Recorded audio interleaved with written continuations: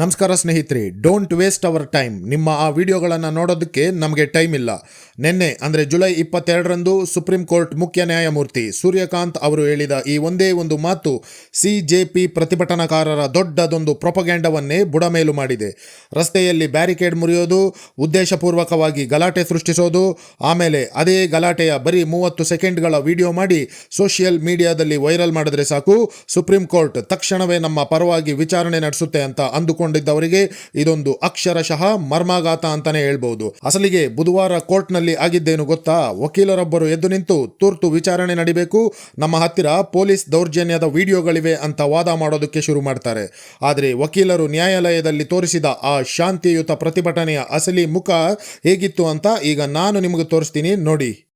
Fuck Delhi police, fuck BJP, fuck Indian army, माँ की चूत। मेरा नाम वेबू है अंकल। मेरे से एक बहुत बड़ी गलती हो गई थी जिस पर मैंने इंडियन आर्मी को गाली दे दी थी और बीजेपी को गाली दे दी थी. ಕೇಳಿಸ್ತಲ್ವಾ? ನಮ್ಮ ಇಂಡಿಯನ್ ಆರ್ಮಿ, ಭಾರತ ಸರ್ಕಾರ ಹಾಗೂ ಡೆಲ್ಲಿ ಪೊಲೀಸರನ್ನ ಈ 3rd ಕ್ಲಾಸ್ ಚಿಲ್ಡ್ರೆ ನನ್ನ ಮಗ ಯಾವ ರೇಂಜ್ಗೆ ಬೈತಾ ಇದ್ದಾನೆ ಅಂತ. ಇಂಥವ್ರನ್ನ ನಾವು ಸ್ಟೂಡೆಂಟ್ಸ್ ಅಂತ ಕರಿಬೇಕಾ? ರಸ್ತೆಯಲ್ಲಿ ನಿಂತು ಸೇನೆಗೆ ಅವಾಚ್ಯ ಶಬ್ದಗಳಿಂದ ಬೈದು ಆಮೇಲೆ ಕೋರ್ಟ್ಗೆ ಬಂದು ನಾವು ಅಮಾಯಕ ಸ್ಟೂಡೆಂಟ್ಸ್ ಅಂತ ಕಣ್ಣೀರು ಹಾಕಿದ್ರೆ ಜಡ್ಜ್ಗಳು ಸುಮ್ಮನಿರ್ತಾರ? ಹಾಗಾಗಿನೇ CJI ಸೂರ್ಯಕಾಂತ್ ಅವರ ಪ್ರತಿಕ್ರಿಯೆ ಬಹಳ ಸ್ಪಷ್ಟವಾಗಿತ್ತು. ದೆಹಲಿ ಹೈಕೋರ್ಟ್ನ ಮುಖ್ಯ ನ್ಯಾಯಮೂರ್ತಿ DK ಉಪಾಧ್ಯಾಯ ಅವರು ಈ ಬೀದಿ ನಾಟಕಗಳನ್ನು ಕೋರ್ಟ್ ಒಳಗೆ ಎಳೆದು ತರಬೇಡಿ ಅಂತ ವಾರ್ನಿಂಗ್ ಕೊಟ್ಟಿದ್ರಲ್ವಾ, ಸೇಮ್ ಅದೇ ದಿಟ್ಟ ನಿಲುವನ್ನು ಈಗ ಸುಪ್ರೀಂ ಕೋರ್ಟ್ ಕೂಡ ತಗೊಂಡಿದೆ. ನಮ್ಮ ದೇಶದ ನ್ಯಾಯಾಲಯಗಳು ಕೆಲಸ ಮಾಡೋದು ಸಂವಿಧಾನ ಮತ್ತು ಕರಾರುವಕ್ಕಾದ ಸಾಕ್ಷ್ಯಗಳ ಆಧಾರದ ಮೇಲೆಯೇ ಹೊರತು ಟ್ವಿಟರ್ನಲ್ಲಿ ಟ್ರೆಂಡ್ ಆಗುವ ಹ್ಯಾಶ್ಟ್ಯಾಗ್ಗಳ ಮೇಲಲ್ಲ ಅನ್ನೋದು ಈಗ ಜಗಜ್ಜಾಹೀರಾಗಿದೆ. ಗೆಳೆಯರೇ, ಇಲ್ಲಿ ನಾವು ಗಮನಿಸಬೇಕಾದ ಇನ್ನೊಂದು ಮುಖ್ಯವಾದ ವಿಷಯ ಏನಂದರೆ, ನ್ಯಾಷನಲ್ ಟೆಸ್ಟಿಂಗ್ ಏಜೆನ್ಸಿಯ ವ್ಯವಸ್ಥೆ ಸುಧಾರಣೆಯಾಗಬೇಕು, ಅದರಲ್ಲಿನ ತಪ್ಪುಗಳು ಸರಿ ಹೋಗಬೇಕು ಅಂತ ಕೇಳೋದು ಪ್ರತಿಯೊಬ್ಬ ವಿದ್ಯಾರ್ಥಿಯ ಹಕ್ಕು. ಆದರೆ ಆ ಹಕ್ಕನ್ನು ಕೇಳೋದಕ್ಕೆ ಅಂತ ಸಂಸತ್ತಿನ ಅಧಿವೇಶನ ಶುರುವಾಗುವ ದಿನವನ್ನೇ ಸರಿಯಾಗಿ ಸೆಲೆಕ್ಟ್ ಮಾಡಿಕೊಂಡು ಇಡೀ ದೆಹಲಿಯನ್ನೇ ಸ್ತಬ್ಧಗೊಳಿಸೋದಕ್ಕೆ ಟ್ರೈ ಮಾಡೋದು, ಆಮೇಲೆ ಅದೇ ಗಲಾಟೆಯ ವಿಡಿಯೋಗಳನ್ನು ಇಟ್ಕೊಂಡು ಕೋರ್ಟ್ ಮೆಟ್ಟಿಲೇರೋದು ಎಷ್ಟರ ಮಟ್ಟಿಗೆ ಸರಿ? ಕೋರ್ಟ್ ಕಲಾಪ ಅಂದರೆ ಸೋಷಿಯಲ್ ಮೀಡಿಯಾ ಟ್ರೆಂಡ್ ಅಂದ್ಕೊಂಡಿದ್ರ ಇವರು? ಕ್ಯಾಮ್ರಾ ಮುಂದೆ ನಿಂತು ಕಣ್ಣೀರು ಹಾಕಿದ ತಕ್ಷಣ ಕಾನೂನಿನ ಕಣ್ಣಿಗೆ ಮಣ್ಣೇರ್ಚಬಹುದು ಅನ್ನೋ ಇವರ ಭ್ರಮೆಯ ಮುಖವಾಡ ಈಗ ಕಳಚಿ ಬಿದ್ದಿದೆ. ಯಾವಾಗ ಸುಪ್ರೀಂ ಕೋರ್ಟ್ನಿಂದ ಯಾವುದೇ ರೀತಿಯ ಸಹಾನುಭೂತಿ ಸಿಗಲ್ಲ ಅಂತ ಗ್ಯಾರಂಟಿ ಆಯಿತೋ, ಆಗ ಈ ಇಡೀ ಪ್ರತಿಭಟನೆಯ ಅಸಲಿ ಮುಖ ನಿಧಾನಕ್ಕೆ ಹೊರಬೀಳ್ತಿದೆ. ಅದು ಏನು ಅಂತ ಡೀಟೇಲ್ ಆಗಿ ಒಂದೊಂದಾಗಿ ವಿವರಿಸ್ತಾ ಹೋಗ್ತೀನಿ. ವಿಡಿಯೋ ಮಿಸ್ ಮಾಡದೆ ಕೊನೆವರೆಗೂ ನೋಡಿ. ಗೆಳೆಯರೇ, ಜುಲೈ 20 ಮುಂಗಾರು ಅಧಿವೇಶನದ ಮೊದಲ ದಿನ. ದೆಹಲಿಯ ಹೃದಯ ಭಾಗದಲ್ಲಿ ಚಲೋ ಸಂಸದ್ ಅಂತ ಶುರುವಾದ ವಿದ್ಯಾರ್ಥಿಗಳ ಮೆರವಣಿಗೆ ಕೇವಲ ಕೆಲವೇ ಗಂಟೆಗಳಲ್ಲಿ ಎಂಥ ಭಯಾನಕ ಸ್ವರೂಪ ಪಡೆದುಕೊಂಡಿತ್ತು ಅನ್ನೋದು ನಿಮಗೆಲ್ಲ ಗೊತ್ತೇ ಇದೆ.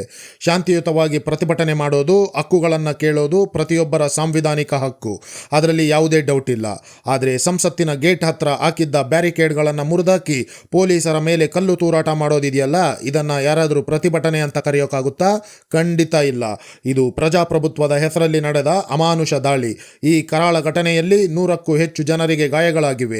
ರಾಮ್ ಮನೋಹರ್ ಲೋಹಿಯಾ ಆಸ್ಪತ್ರೆಯ ICUನಲ್ಲಿ 22 ವರ್ಷದ ಯುವತಿಯೊಬ್ಬಳು ಜೀವನ್ಮರಣದ ಹೋರಾಟ ನಡೆಸ್ತಾ ಇರೋ ದೃಶ್ಯ ನೋಡಿದರೆ ಈ ಸೋಷಿಯಲ್ ಮೀಡಿಯಾ ಕ್ಯಾಮರಾಗಳ ಹಿಂದಿರೋ ಅಸಲಿ ಭಯಾನಕ ವಾಸ್ತವ ಎಂಥದ್ದು ಅಂತ ಕಣ್ಣಿಗೆ ಕಟ್ಟಿದ ಹಾಗೆ ಕಾಣುತ್ತೆ.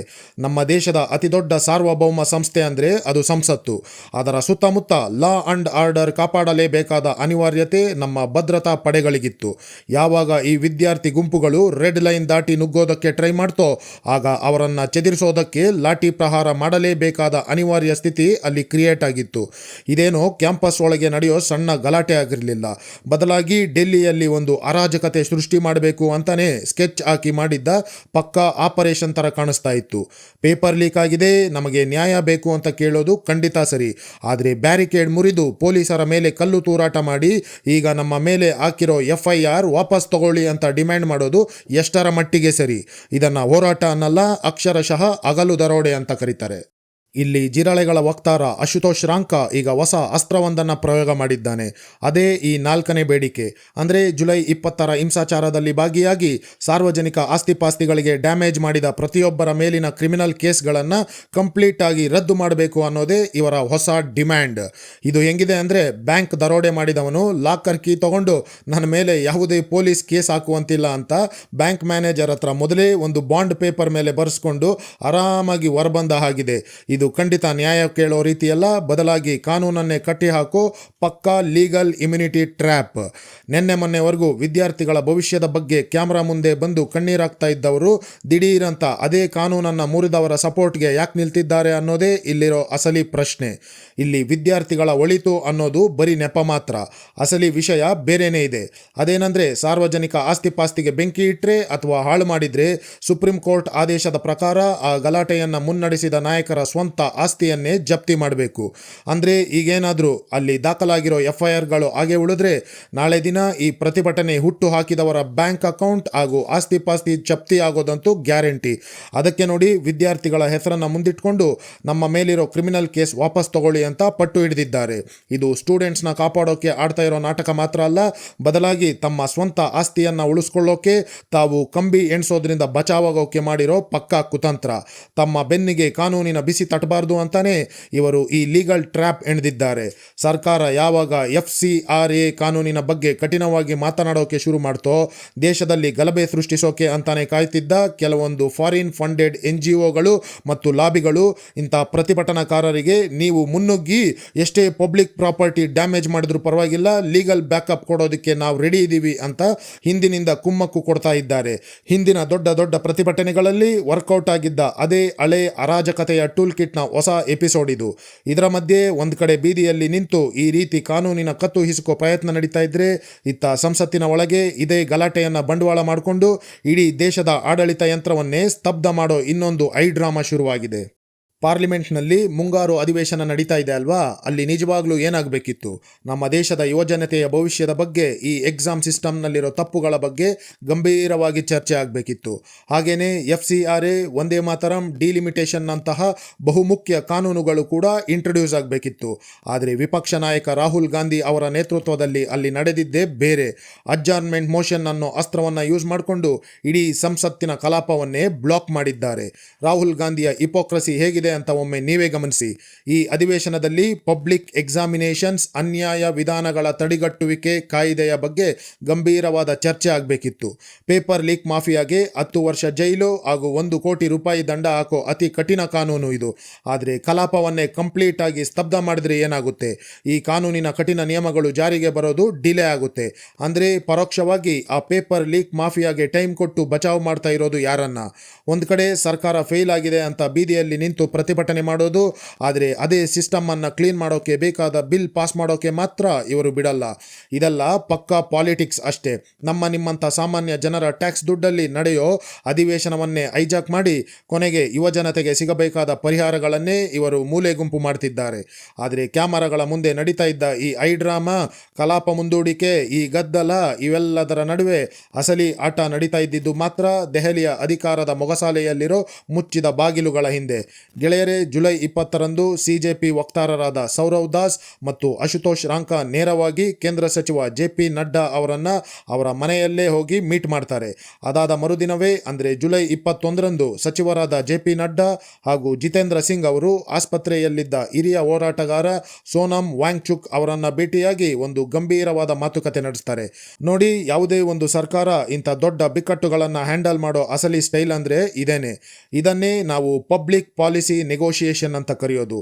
ಒಂದು ಕಡೆ ಲಾ ಆ್ಯಂಡ್ ಆರ್ಡರ್ ಕಾಪಾಡೋದಕ್ಕೆ ಭದ್ರತಾ ಪಡೆಗಳನ್ನು ಬಿಟ್ಟು ಖಡಕ್ ಆಕ್ಷನ್ ತಗೊಂಡ್ರೆ, ಇನ್ನೊಂದು ಕಡೆ ಸರ್ಕಾರದ ಮೇಲಿರೋ ಪ್ರೆಷರನ್ನು ಕಡಿಮೆ ಮಾಡೋದಕ್ಕೆ ಇಂಥ ಟ್ಯಾಕ್ಟಿಕಲ್ ಡೈಲಾಗ್ಸ್ ಅಂದರೆ ತಂತ್ರಗಾರಿಕೆಯ ಮಾತುಕತೆಗಳನ್ನು ತೆರೆಮರೆಯಲ್ಲಿ ನಡೆಸ್ತಾರೆ. ಸ್ಟೇಟ್ ಕ್ರಾಫ್ಟ್ ಅಂದ್ರೇ ಇದು. ಬರೀ ಬಲಪ್ರಯೋಗದಿಂದಲೇ ಎಲ್ಲವನ್ನ ಸರಿ ಮಾಡೋಕೆ ಆಗಲ್ಲ. ಅಲ್ಲಿ ಅದಕ್ಕೆ ತಕ್ಕಂತಹ ಒಂದು ರಾಜಕೀಯ ಚಾಣಾಕ್ಷತೆ ಕೂಡ ಬೇಕಾಗುತ್ತೆ.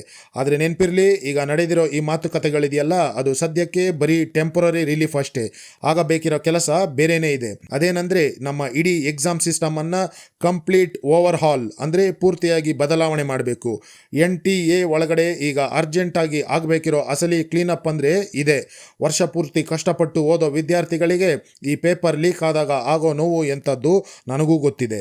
ಶಿಕ್ಷಣ ಸಚಿವಾಲಯದ ಸುತ್ತ ನಡೀತಾ ಇರೋ ಪೊಲಿಟಿಕಲ್ ಡ್ರಾಮಾಗಳನ್ನು ಸ್ವಲ್ಪ ಸೈಡ್ಗಿಟ್ಟು ಪ್ರಾಕ್ಟಿಕಲ್ ಆಗಿ ಯೋಚನೆ ಮಾಡಿದ್ರೆ ನಮಗೆ ಸಿಗೋ ಅಸಲಿ ಪರಿಹಾರ ಇರೋದು ಬರೀ ಟೆಕ್ನಾಲಜಿಯಲ್ಲಿ ಮಾತ್ರ. ಈ ನೀಟ್ ಪೇಪರ್ ಲೀಕ್ ಪ್ರಕರಣ ನಮ್ಮ ಎಜುಕೇಷನ್ ಸಿಸ್ಟಮ್ನ ಅಂತ್ಯ ಖಂಡಿತ ಅಲ್ಲ. ಬದಲಿಗೆ ಇದೊಂದು ದೊಡ್ಡ ಟರ್ನಿಂಗ್ ಪಾಯಿಂಟ್ ಆಗಬೇಕು. ಹಾಗಾದರೆ ಈಗ ಆಗಬೇಕಾಗಿರೋದು ಏನು ಗೊತ್ತಾ? ಬರೀ ಐ ಹ್ಯಾಂಡ್ ಎನ್ಕ್ರಿಪ್ಷನ್ ಅಂತ ಹೆಸರಿಗೆ ಮಾತ್ರ ಹೇಳಿದ್ರೆ ಸಾಲಲ್ಲ. ಇಲ್ಲಿ ಭಾರತ ಸರ್ಕಾರ ತರಬೇಕಿರೋದು ಝೀರೋ ಟ್ರಸ್ಟ್ ಆರ್ಕಿಟೆಕ್ಚರ್ ವ್ಯವಸ್ಥೆ, ಅಂದರೆ ಯಾರನ್ನೂ ನಂಬದ advanced security system. Question paper print ಆಗೋದ್ರಿಂದ ಹಿಡಿದು ಎಕ್ಸಾಮ್ ಸೆಂಟರ್ ತಲುಪೋವರೆಗೂ ಮಧ್ಯದಲ್ಲಿರೋ ಹ್ಯೂಮನ್ ಇಂಟರ್ಫೇಸ್ ಅನ್ನೋ ಹಳೆ ಕಾನ್ಸೆಪ್ಟನ್ನೇ ಮೊದಲು ಕಂಪ್ಲೀಟ್ ಆಗಿ ಕಿತ್ತಿ ಬಿಸಾಕಬೇಕು. ಫಿಸಿಕಲ್ ಪೇಪರ್ ಇದ್ರೆ ತಾನೇ ಲೀಕ್ ಆಗೋದು. ಅದಕ್ಕೆ ಇಸ್ರೋನ ಮಾಜಿ ಅಧ್ಯಕ್ಷ ಕೆ ರಾಧಾಕೃಷ್ಣನ್ ಅವರ ನೇತೃತ್ವದ ಕಮಿಟಿ ಹೇಳಿರೋ ಹಾಗೆ ಕ್ವೆಶನ್ ಪೇಪರ್ಗಳನ್ನು ಕಂಪ್ಲೀಟ್ ಡಿಜಿಟಲ್ ಮಾಡಿ ಎಕ್ಸಾಮ್ ಶುರುವಾಗೋಕೆ ಕೇವಲ 15 ನಿಮಿಷ ಮುಂಚೆ ಆಯಾ ಸೆಂಟರ್ಗಳಿಗೆ ಸೆಕ್ಯೂರ್ ಆಗಿ ಟ್ರಾನ್ಸ್ಮಿಟ್ ಮಾಡಬೇಕು. ಅಲ್ಲಿ ಎಕ್ಸಾಮ್ ಸೆಂಟರ್ನ ಮುಖ್ಯಸ್ಥ ಬಯೋಮೆಟ್ರಿಕ್ ಮೂಲಕ ಮಾತ್ರ ಓಪನ್ ಆಗೋ ಹಾಗೆ ಡಿಜಿಟಲ್ ಲಾಕ್ ಸಿಸ್ಟಮ್ ಬರಬೇಕು. ಮಧ್ಯದಲ್ಲಿರೋ ಈ printing press, courier, strong room ಅನ್ನೋ ಹ್ಯೂಮನ್ ಇಂಟರ್ಫೇಸ್ ಏನಿದೆ ಅದನ್ನು ಫಸ್ಟ್ ಕಿತ್ತಿ ಬಿಸಾಕಬೇಕು. ಸೆಂಟ್ರಲೈಸ್ಡ್ ಡಿಜಿಟಲ್ ಸೆಕ್ಯೂರಿಟಿ ಪ್ರೋಟೋಕಾಲ್ಗಳನ್ನು ಸ್ಟ್ರಿಕ್ಟ್ ಆಗಿ ಜಾರಿಗೆ ತರಲೇಬೇಕಾದ ಅನಿವಾರ್ಯತೆ ಈಗ ಎದುರಾಗಿದೆ. ಇದು ಬರೀ ಒಂದು ಎಕ್ಸಾಮ್ಗೆ ಸೀಮಿತವಾಗಿರೋ ಪ್ರಶ್ನೆ ಅಲ್ಲ. ನಾಳೆ ಬೆಳಗ್ಗೆ ಸಾಮಾನ್ಯ ಜನರ ಟ್ಯಾಕ್ಸ್ ದುಡ್ಡಲ್ಲಿ ನಡೆಯೋ ಪ್ರತಿಯೊಂದು ಸರ್ಕಾರಿ ವ್ಯವಸ್ಥೆ ಕೂಡ ಇದೇ ರೀತಿ ಡಿಜಿಟಲ್ ಆಗಿ ಕಂಪ್ಲೀಟ್ ಭ್ರಷ್ಟಾಚಾರ ಮುಕ್ತ ಆಗಬೇಕಿದೆ. ನಮ್ಮ ಸಾಂವಿಧಾನಿಕ ಸಂಸ್ಥೆಗಳನ್ನು ನಾವು ಎಷ್ಟರ ಮಟ್ಟಿಗೆ ಸ್ಟ್ರಾಂಗ್ ಮಾಡ್ತೀವಿ ಅನ್ನೋದರ ಮೇಲೆಯೇ ನಮ್ಮ ಮುಂದಿನ ಜನರೇಷನ್ನ ಭವಿಷ್ಯ ನಿಂತಿದೆ.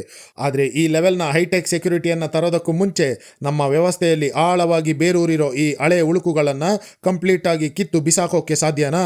ನಿಮ್ಮ ಅನಿಸಿಕೆಯನ್ನು ಕಮೆಂಟ್ ಮಾಡಿ ತಿಳಿಸಿ. ಜೈ ಹಿಂದ್.